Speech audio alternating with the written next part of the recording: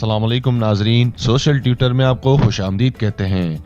इमरान खान ने इस तस्वीर की कीमत क्या बताई। वजीर आजम इमरान खान ने समाजी राब्ते की वेबसाइट ट्विटर पर एक तस्वीर शेयर करते हुए कहा कि ये तस्वीर 1000 अल्फाज से ज्यादा कीमत रखती है। वजीर आजम इमरान खान ने ट्विटर पर वजीर आला पंजाब सरदार उस्मान बुज़दार की तस्वीर शेयर की है, जिसमें वो आम लोगों के साथ बैठे उनके मसाइल सुनते हुए दिखाई दे रहे हैं।